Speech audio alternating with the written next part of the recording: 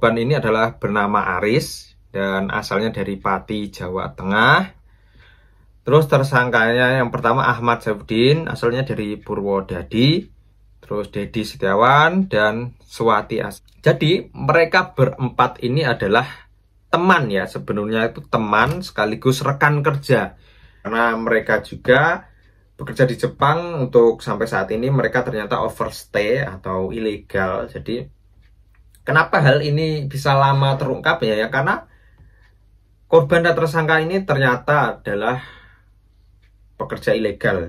Terus untuk foto-fotonya, karena kemarin tuh banyak yang request, jadi sini akan aku spill fotonya ya. Untuk fotonya ini aku tampilin, ini foto si korban dan ini foto-foto tersangkanya.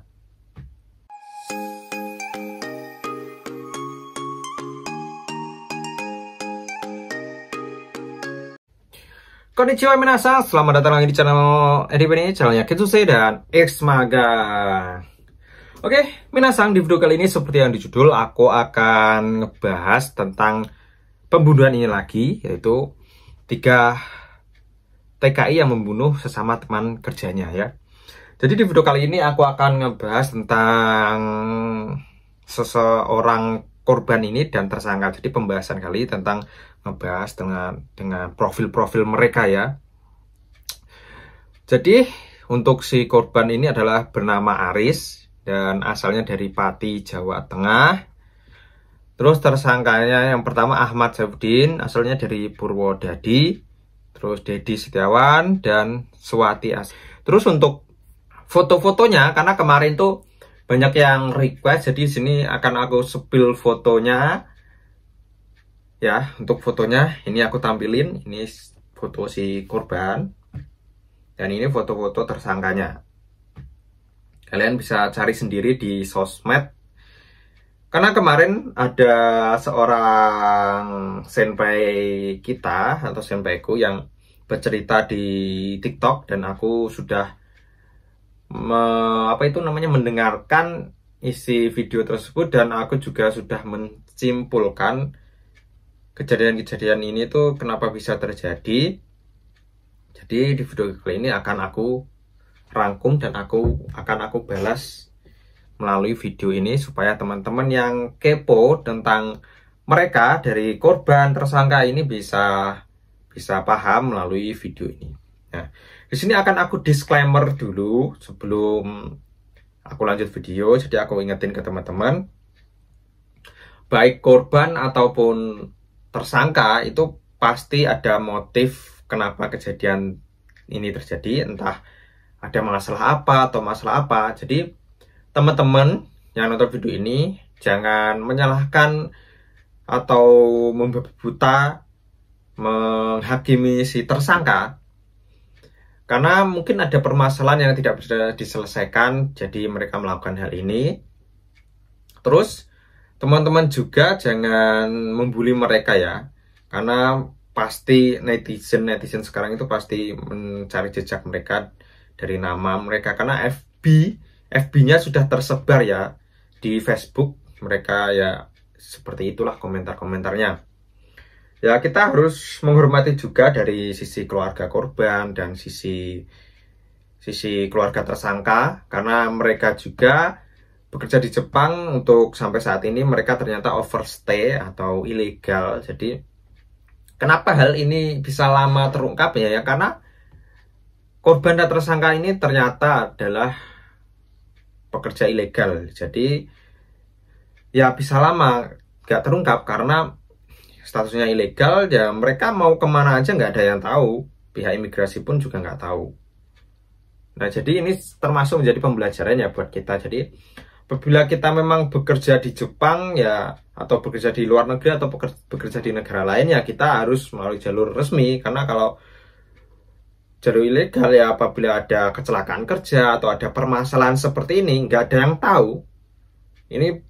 Ini bisa terungkap ya karena pelaporan ke pihak polisi oleh pihak keluarga korban. Oke, langsung masuk pembahasan video. Untuk kronologi kejadian tersangka ini kenapa bisa terjadi udah aku bahas ya di videoku sebelumnya. Kalian apabila penasaran silahkan nonton videoku sebelumnya di video 1 hari yang lalu atau lihat di deskripsi video aku cantumin di situ. Itu untuk kronologi kejadiannya sudah aku bikin video. Nah, sekarang untuk video kali ini aku akan membahas tentang profil-profil tersangka dan korban. Nah, jadi mereka berempat ini adalah teman ya, sebenarnya itu teman sekaligus rekan kerja. Jadi dari pihak tersangka dan pihak korban ini sudah saling kenal.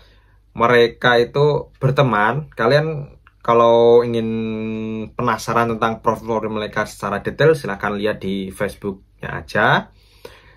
Namanya tadi sudah aku spill dan fotonya sudah aku spill ya. Jadi kalian bisa cari sendiri.